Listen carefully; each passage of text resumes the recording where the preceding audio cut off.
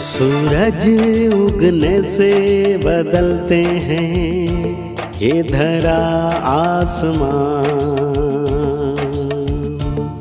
चलते रहने से हो जाती है हर मुश्किल आसान। चिंता को छोड़ कर आओ कर ले मन में शुभ चिंतन, हर पल को कर ले सफल सफल कह रही है ये पवन। संवार ले सुधार ले कर समस्या का समाधान, संवार ले सुधार ले कर समस्या का समाधान, कर समस्या का समाधान, कर समस्या का समाधान, कर समस्या का समाधान, कर समस्या का समाधान, कर समस्या का समाधान। नमस्कार, आदाब, सत श्री अकाल मित्रों, स्वागत है एक बार पुनः आप सभी का समाधान कार्यक्रम में।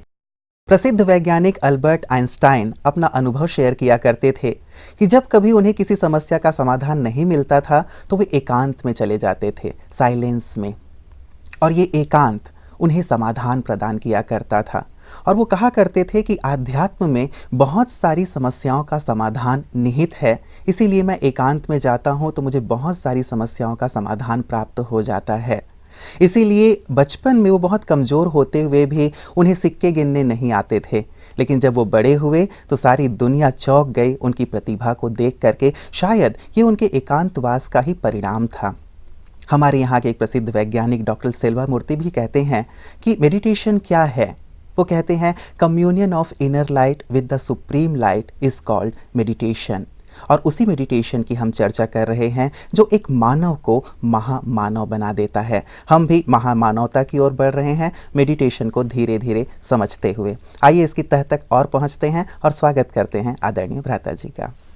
भ्राता जी, आपका बहुत बहुत स्वागत है, अभिनंदन है। भ्राता जी, सब ने इस एकांत को, मेडिटेशन को बहुत ज़्यादा महत्व दिया है, और विशेष करके यदि हम महापुरुषों के जीवन को देखते हैं तो साधना के बिना तो उनका जीवन शून्य ही प्रतीत होता है। योगियों के लिए, साधकों के लिए, वैज्ञानिकों के लिए, चिंतकों के लिए एकांत वरदान है, क्योंकि एकांत में उनकी आंतरिक चेतना जागृत हो जाती है।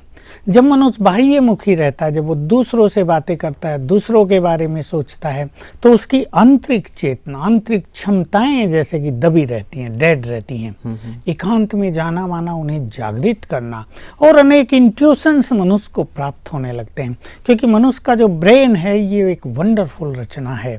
इसमें न जाने क्या क्या भरा हुआ है, न जाने क्या क्या कैपेबिलिटीज इसके अंदर हैं। जब मनुष्य एकांत में जाता है और थोड़ा भी कंसंट्रेट करेगा तो वो जागृत हो जाएंगे, और कई फील्ड में मनुष्य चमत्कारिक कार्य करेगा। जैसे एल्बर्ट आइंस्टाइन के बारे में हुआ, वो बचपन से कोई बहुत बुद्धिमान व्यक्ति नहीं थे, मैथमेटिक्स तो उनका बहुत कमजोर था जी, वो सिक्के ही नहीं गिन पाते थे। लेकिन क्या किया देखो उन्होंने, संसार में प्रसिद्ध हो गए वो। तो वास्तव में इसमें एकांत और साथ में जोड़ दें एकाग्रता, दोनों का परम महत्व होता है। जब उनकी मृत्यु हुई अल्बर्ट आइंस्टाइन जी का, तो लोगों ने सोचा कि देखा जाए कि इनके ब्रेन की बनावट कहीं कुछ अलग प्रकार की तो नहीं है। तो जब ये देखा तो उन्होंने यही निष्कर्ष निकाला कि ब्रेन इंपॉर्टेंट नहीं है, लेकिन माइंड ज्यादा इंपॉर्टेंट है। इसीलिए शायद ये इतने बड़े बड़े खोज कर पाए। और बात यही हुई कि मेडिकल साइंस या हमारे मनोवैज्ञानिक ये बात नहीं समझ पाए कि ब्रेन और माइंड अलग अलग हैं।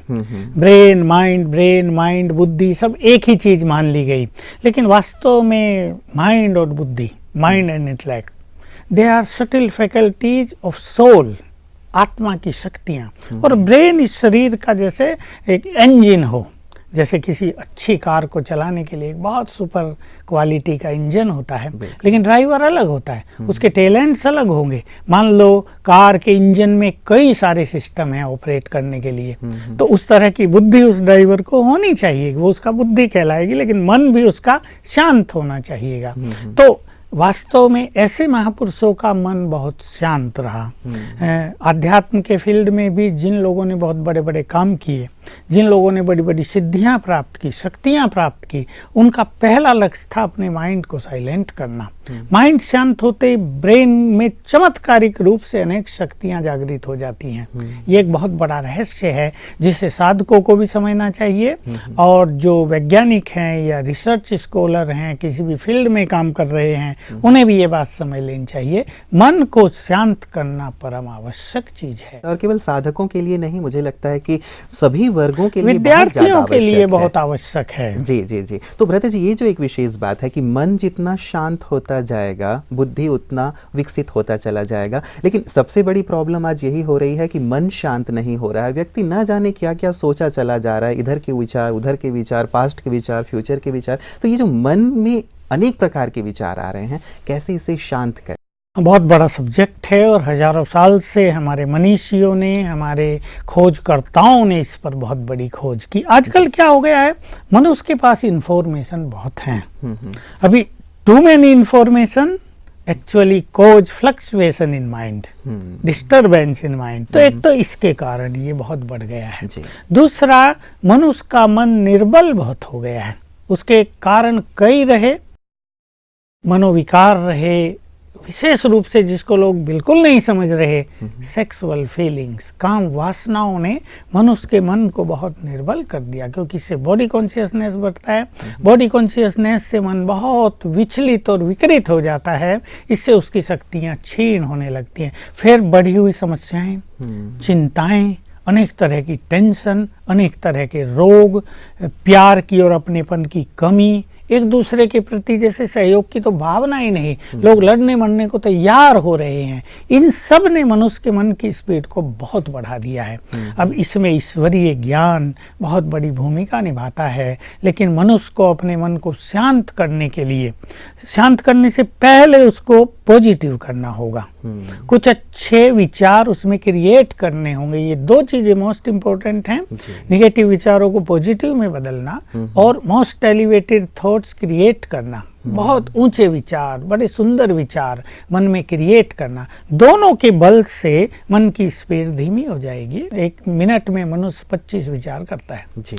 अब ये स्पीड बढ़ रही है आज मनुष्य की, बहुत ज्यादा। इसको कम करना है जी। और ये कम हो जाती है 20-15 अगर हम पॉजिटिव हो जाएं, अगर हमारे एटीट्यूड्स ठीक हो जाएं, अगर हम बहुत अच्छे विचार मन में उत्पन्न करने लगें। बहुत सुंदर चर्चा है, लेकिन क्या ये जागृति है व्यक्ति के अंदर आज कि मैं बहुत ज़्यादा सोचता हूँ, बहुत ज़्यादा विचार करता हूँ और ये मुझे नहीं करना चाहिए, और शायद यही मेरी समस्याओं का, परेशानियों का कारण? ये जागृति बिल्कुल नहीं है, इसलिए इसको अज्ञान अंधकार कहा जाता है। जो लोग बहुत परेशान हैं, जो लोग समस्याओं से ग्रस्त हैं, जो किसी भी तरह से उलझे हुए हैं, सब जो हमारे कांटेक्ट में आते हैं, उसका एक ही कारण दिखाई देता है, बिल्कुल साफ साफ दिखता है। वो ज़्यादा सोच रहे हैं, वो अननेसेसरीली सोच रहे हैं, वो निगेटिवली सोच रहे हैं। बस इसकी पहचान उनको नहीं है। अगर पहचान हो जाए तो मनुष्य अच्छा सोचने लगे। एक तो पहचान नहीं है, दूसरी हमारी एजुकेशन में इस तरह की कोई जानकारी नहीं है, क्या सोचो क्या नहीं सोचो।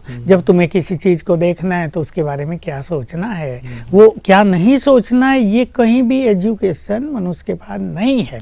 इसके कारण से उसका मन तेजी से विचलित होता जा रहा है। ये आपने ठीक कहा, अगर मनुष्य को पहली ये जानकारी हो जाए कि वो गलत सोच रहा है और वो बहुत बड़ा नुकसान कर रहा है। बिल्कुल, ये एक बात भ्राता जी, कई बार होता है कि नुकसान के बारे में जब तक जानकारी नहीं होती तो व्यक्ति सोचता है ये तो नेचुरल है। अच्छा, जो चीजें दिख रही हैं मुझे तो सोचना ही पड़ेगा, जो चीजें आ रही हैं आने दो। जैसे कई साधकों ने भी ये बात कह दी है कि मन में जो विचार आ रहे हैं आने दो, आने दो, कितने आएंगे, फिर शांत हो जाए। तो ये मेरे ख्याल से कई प्रकार की भ्रांतियां भी व्यक्ति के मन में रही, तो इसकी हानि का शायद ज्ञान नहीं था। ये ज्ञान होना बहुत जरूरी है। बिल्कुल, जैसे मान लो किसी के पास 10 बोरी हीरे हैं, बहुत बड़ी चीज है, हीरे मोती चमकीले एकदम चमक रहे, और उसे उसका पता नहीं, और वो उसको फेंक रहा है इधर उधर, ऐसे ही फेंक रहा है, गुलेल बना के उसको मार रहा है पक्षियों को। बड़े बड़े हीरे उसको फेंक रहा है, कहीं ऐसे वैसे रख दिए हैं उसने, तो आखिर वो खाली हो जाएगा। और यदि कोई उसे आके बताए कि तुमने अथाह खजाना नष्ट कर दिया, और तब भी उसको जागृति ना आए, तो उसको क्या कहा जाएगा। यही मनुष्य के साथ हुआ। हमारे विचार हमारे लिए एक अथाह खजाना है, अमूल्य चीजें हैं ये, और मनुष्य उसको वेस्ट करता जा रहा है, वेस्ट करता जा रहा है। उसे पता नहीं कि वो खाली होता जा रहा है, उसे पता नहीं कि वो समस्याओं का आह्वान कर रहा है, उसे पता नहीं है वो अशांति को निमंत्रण दे रहा है, उसे पता नहीं वो बीमारियों को जन्म देने का अपना खुद बीज बो रहा है। अगर ये नुकसान उसे पता हो जाए तो सचमुच मनुष्य अपने विचारों पे ध्यान देगा, और पहले जब विचारों पे ध्यान देगा फिर उन्हें ठीक करना उसके हाथ में आएगा। बिल्कुल बिल्कुल, तो ये बहुत ज़्यादा आवश्यक हो जाता है भ्राता जी। अब एक बात जो आपने कही भ्राता जी, जो आप आगे बढ़ा रहे थे कि एक तो हमें नेगेटिव को पॉजिटिव में चेंज करना है और दूसरा कुछ एलिवेटेड थॉट्स, तो इनके भी सोर्स का एक अभाव सा दिखाई देता है आजकल। टेलीविज़न खोल लें या फिर न्यूज़पेपर उठा लें, मैगजीन्स उठा लें या आसपास अपनी चारों तरफ चर्चा भी कर लें, तो ये जो एक पॉजिटिविटी का अभाव है या एलिवेटेड थॉट्स का अभाव, ये हमें सर्वत्र देखने में मिलता है। तो इसका स्रोत क्या है वो थोड़ा ज़रूर बताएं। देखिए, ये आपने बड़ी बात कही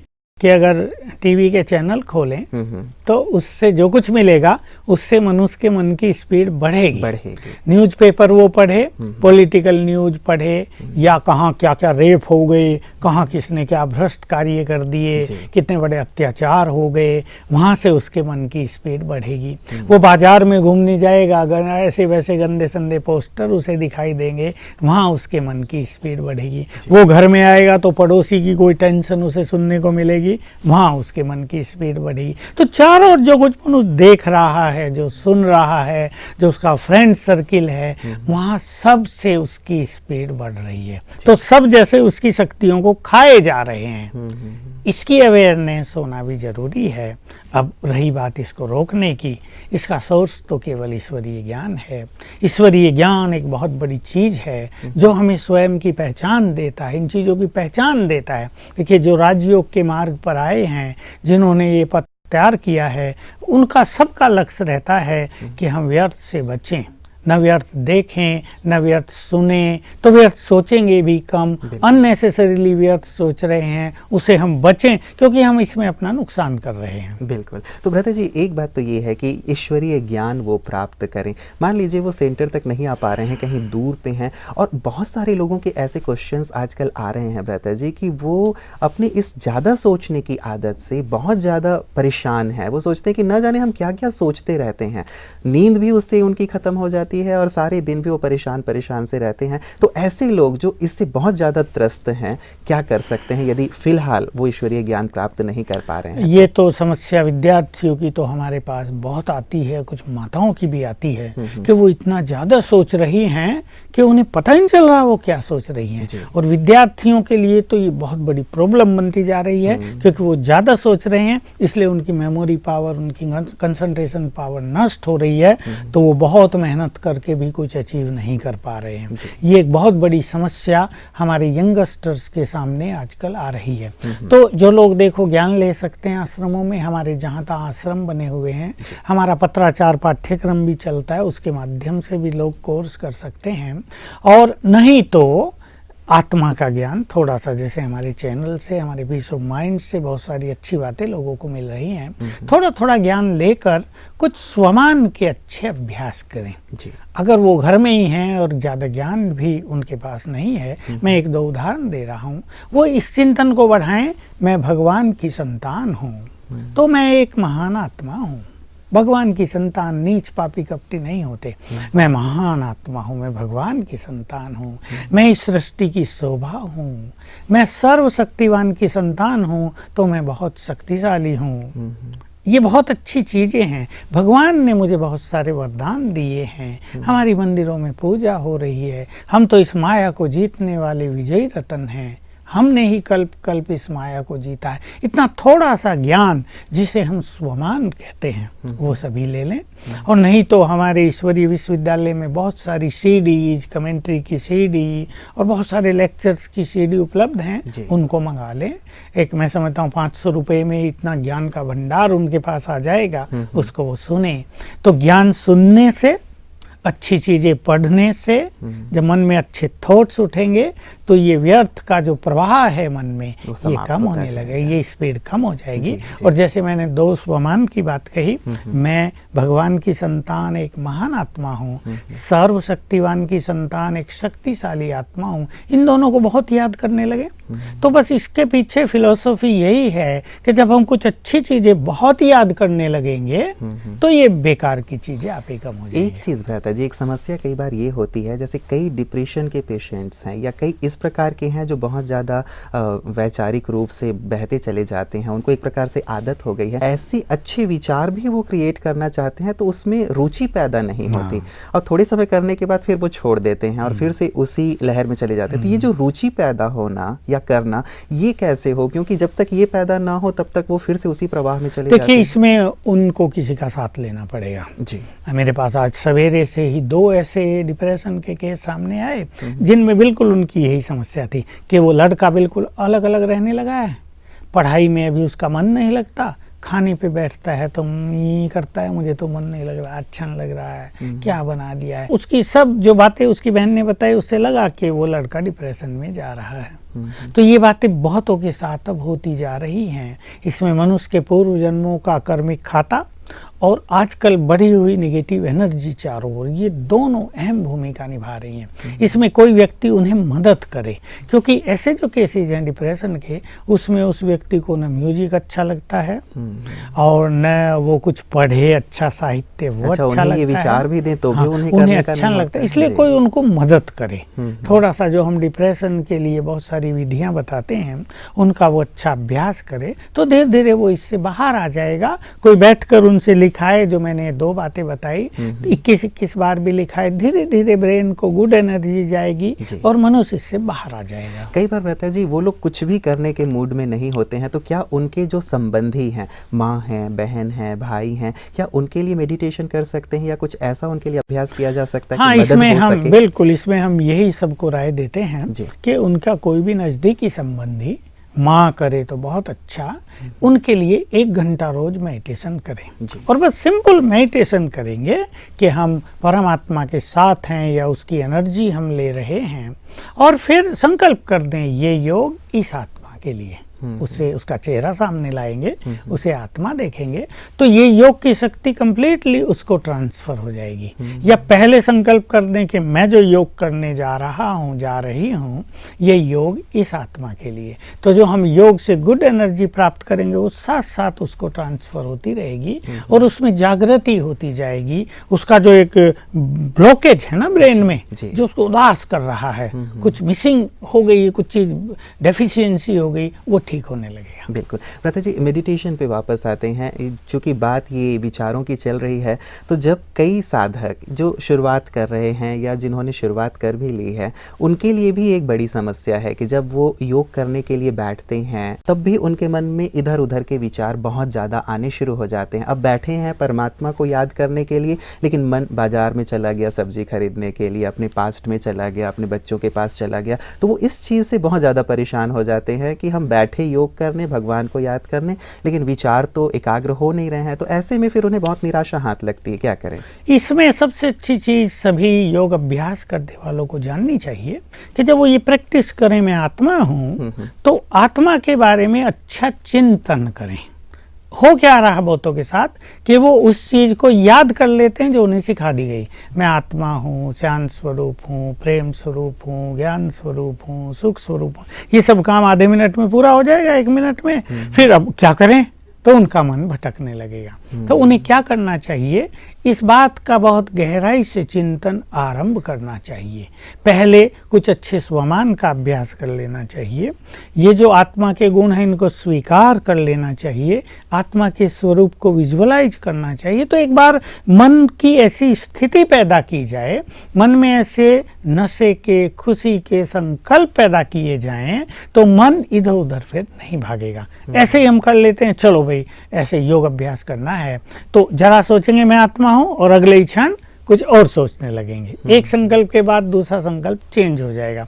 चाहे तो बहुत अच्छा हो, ईश्वरीय महावाक्यों की कुछ स्टडी कर लें, 2-3 मिनट ही, ज़्यादा नहीं, 2-3 मिनट स्टडी कर लें, या उससे पहले कोई सीडी बहुत अच्छी कमेंट्री की, बहुत अच्छी क्लास की सुन ले 5-7 मिनट, तो मन को नया भोजन मिल जाए।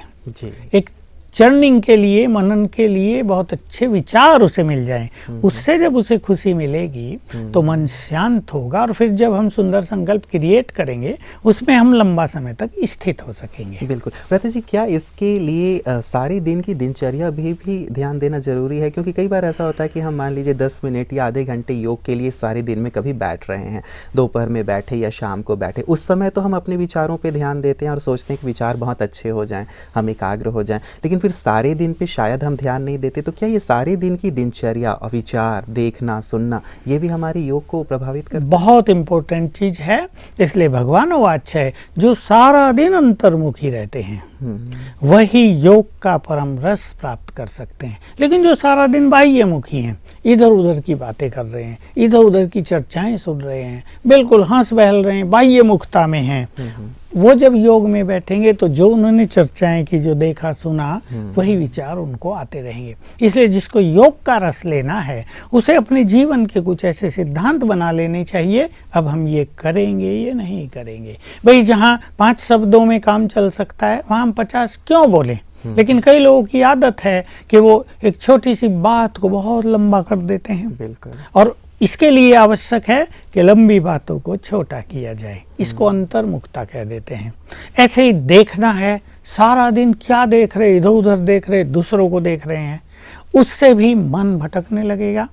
आत्मा देखने की प्रैक्टिस की जाए तो ये 2 प्रैक्टिस विशेष रूप से, अंतर्मुखी रहना और आत्मिक दृष्टि रखना, और साथ में ये संकल्प रखना, सभी आत्माएं अपना अपना पार्ट बजा रहे हैं। कितना सुंदर ये वर्ल्ड ड्रामा है, देखो कैसे वैरायटी खेल चल रहा है, सब आत्माएं अपना अपना पार्ट बजा रही हैं।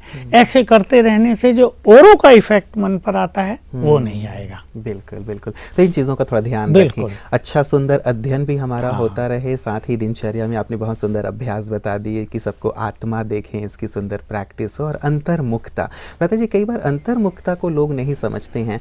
मान लीजिए हमें समाज में जाना है, बाहर रहना है, कारोबार करना है, मेहमान आ गए उनके साथ हमें इंटरेक्ट करना है, तो ऐसे में अंतर्मुखता बहिर्मुखता कैसे, मतलब बैलेंस कैसे हो और समझ में कैसे आए कितना अंतर्मुखी कितना बहिर्मुखी? इसमें बैलेंस की बहुत जरूरत होती है। इसमें क्या है, जहाँ मनुष्य को हर्षित होना चाहिए, जहाँ उसको दूसरों को भी हंसा बहला देना चाहिए, वहाँ मनुष्य गंभीर हो जाता है। और जहाँ उसे गंभीर होना चाहिए वहाँ वो हंसता बहलता रहता है। तो एक बहुत सुंदर इसकी परख होनी चाहिए। हमारे घर में मेहमान आए हैं, हम उनसे घुले मिले ताकि उन्हें अपनेपन की फीलिंग हो। उस टाइम हम चुप रहें, वो अच्छा नहीं लगेगा, न वो अच्छा लगेगा न फिर हमें अच्छा लगेगा, उन्हें भी अच्छा नहीं लगेगा, वो संतुष्ट नहीं होंगे, सामाजिक दृष्टि से अच्छा नहीं होगा। लेकिन बस इसमें बात इतनी जानने की है, जहाँ व्यर्थ है, जिसकी हमें जरूरत नहीं है, वहाँ हम अंतर्मुखी रहें। भोजन हम खा रहे हैं, अंतर्मुखी हो जाएं। हम ऐसे खाली हैं, अंतर्मुखी होकर अच्छा चिंतन करें। लेकिन जहाँ हमें काम करना है वहाँ हम कार्य करने को एंजॉय करें। जहाँ हमें दूसरे अपने फ्रेंड से मिलना है, कुछ बातों की लेन देन करनी है, मान लो, उसे भी हम आराम से करें, उसको भी हम इग्नोर न करें, रिजेक्ट न करें। तो अंतर्मुखता का सिद्धांत है, इस फेस के अंदर जो आत्मा है उसकी स्मृति में रह के कार्य करना, ये अंतर्मुखता होती है। इसमें हमारी हर्षित मुक्ता भी आ जाती है, हमारी गंभीरता भी आ जाती है, हम सुंदर विचारों में भी रहते हैं, तो व्यर्थ विचारों से मुक्त भी हो जाते हैं। बिल्कुल सुंदर बात है ब्रता जी। अब एक विशेष बात ब्रता जी, जब लोग योग के लिए बैठते हैं, कईयों की ये प्रश्न है, चूँकि योग पे हम लोग चर्चा कर रहे हैं, कि जब हम अपना ध्यान एकाग्र करने की कोशिश करते हैं तो थोड़े समय के बाद बहुत भारीपन लगने लगता है सिर में, हम अपने आप को एकाग्र नहीं कर पाते, और कई लोग ये कहते हैं कि हम बिल्कुल जैसे नील हो जाते हैं, किसी प्रकार का कोई थॉट नहीं रहता। तो जानना चाहते हैं कि ऐसा क्यों होता है, क्या स्थिति ठीक है, हम ठीक रास्ते पे चल रहे हैं, या हमें कुछ और चेंज करना चाहिए? देखिए, अगर ब्रेन भारी होता है तो इसका कारण वही है कि बहुत अंदर गंदगी भर ली है, तो उस पर दबाव पड़ता है ना, जैसे वो बाहर निकलती है। तो कोई चीज़ ऐसी गंदगी बाहर निकाली जाए तो बदबू जैसी फैल जाती है ना, तो एक दबाव पड़ता है। ब्रेन इतना रिलैक्स नहीं है, ब्रेन इतना क्लीन नहीं है या खाली नहीं है, जिसके कारण हम योग को एंजॉय नहीं कर पाते। ऐसे लोगों को लंबा समय योग में नहीं बैठना चाहिए। 10-10 मिनट बैठे, भले ही 5 बार बैठ जाएं, मुकाबले इसके कि 60 मिनट एक साथ बैठे, वो 10-10 मिनट 5 बार बैठे, 10 मिनट बच भी जाएंगे और उनको योग का आनंद होगा। रही बात ये, कुछ लोगों को अवश्य फीलिंग होती है कि जैसे वो मेडिटेशन करने लगते हैं, आत्मा पर एकाग्र हुए तो ब्रेन नील होने लगता है। ये नील अवस्था राजयोग की अवस्था नहीं है। यद्यपि जो अष्टांग योग था राजयोग, उसमें लोगों ने नील होने को एक बहुत सुंदर स्थिति मान लिया था, लेकिन हमें तो अपने संकल्पों को डिवाइन करना है और मन की स्थिति संकल्प क्रिएट करना। अगर हम अपने मन को बिल्कुल नील स्थिति तक ले गए तो जैसे मन को डेड जैसा हमने कर दिया तो वो एनर्जेटिक नहीं हो पाएगा। एनर्जेटिक वो तब होता है जब उसमें सुंदर विचार हों, पावरफुल थॉट्स हों, थॉट्स ऑफ इंटॉक्सिकेशन हो। तो नील करना अच्छी बात नहीं है। कई लोगों का ये होता है विशेष कि हम योग तो एंजॉय करने के लिए बैठे हुए हैं, मतलब आनंद के लिए बैठे हैं, अपनी दिव्यता के लिए बैठे हैं, लेकिन ये भारीपन क्यों हो रहा है, तो फिर वो योग को छोड़ देते हैं। ऐसा कर लें कि मान लो एक दिन खाली है किसी व्यक्ति के पास और वो योग साधना करना चाहता है, वो एक नियम बना ले कि मुझे 10-10 मिनट 10 बार बैठना है सारे दिन में, हर घंटे में 1 बार बैठ जाना है, एवरेज ऐसा समझ लें। और बीच बीच में मुझे 5-7 मिनट अव्यक्त महावाक्यों की स्टडी कर लेनी है। अब इस योग को भी वैरायटी ढंग से अभ्यास में लाना चाहिए। स्वमान के अभ्यास, जिसकी हम एक सुंदर रूपरेखा यहाँ अपने दर्शकों के समक्ष रखेंगे कि वो स्वमान का अभ्यास इसी तरह रोज 1 बार करेंगे तो ये बड़ा एंजॉयबल हो जाएगा। ऐसे ही 5 स्वरूपों का अभ्यास हम कराते हैं। हमारा अनादि स्वरूप, हमारा आदिदेव स्वरूप, हमारा पूज्य स्वरूप, ब्राह्मण स्वरूप और अंत का फरिश्ता स्वरूप। इन सब को करने से योग एक आनंद बन जाता है। केवल कंसंट्रेट करने से उसमें सूखापन आना संभव है। इसलिए सुंदर विचारों के साथ, विचारों को नील करके नहीं, और ये भिन्न भिन्न अभ्यास करते हुए यदि योग में रहा जाएगा तो योग आत्मा को बहुत रस देगा और योग करने का हर व्यक्ति को मन करेगा। प्रता जी, मुझे लगता है कि शायद कई लोगों को ये स्पष्टता नहीं है कि हम कैसे योग का आनंद ले सकते हैं, और शायद वो केवल अपने आप को एकाग्र करने की ही कोशिश करते रहते हैं और इसमें शायद वो निरस्ता का अनुभव इसमें करते टेंशन होती है उन्हें। बिल्कुल बिल्कुल। तो हम जानना चाहेंगे अगली कड़ी में भ्राता जी कि ये स्वमान क्या है और कैसे योग को सरस ढंग से किया जा सकता है, सहज ढंग से किया जा सकता है। आज की सुंदर जानकारियों के लिए आपका बहुत बहुत शुक्रिया। मित्रों, योग वास्तव में बहुत ही सरल है, सहज है और आनंददायी है, क्योंकि अर्थ ही है योग का मिलन। और जब हम अपने किसी प्रियजन से मिलते हैं तो हमें आनंद की अनुभूति होती है, बहुत खुशी होती है। मिलन कभी भी दुखदायी नहीं हो सकता, खास करके तब जबकि वो अपने परम पिता से हो रहा हो। लेकिन आवश्यकता है कि हम व्यर्थ को मिटाते चलें, दूर करते चलें, क्योंकि अंदर यदि गंदगी भरी हुई है, कचरा भरा हुआ है, तो शायद हम योग का संपूर्ण आनंद नहीं ले पाएंगे। तो ये देखें कि हम क्या देखते हैं सारे दिन, क्या सुनते हैं, और जो देख रहे हैं, जो सुन रहे हैं, उसके माध्यम से अपने अंदर गंदगी ना जाने दें, बल्कि सकारात्मकता की ओर बढ़ें और साथ ही एलिवेटेड थॉट्स की ओर बढ़ें। तो सचमुच योग बहुत आनंददायी हो जाएगा। इस चर्चा को भ्राता जी के साथ आगे भी जारी रखें। हम बने रहिएगा हमारे साथ समाधान में। नमस्कार।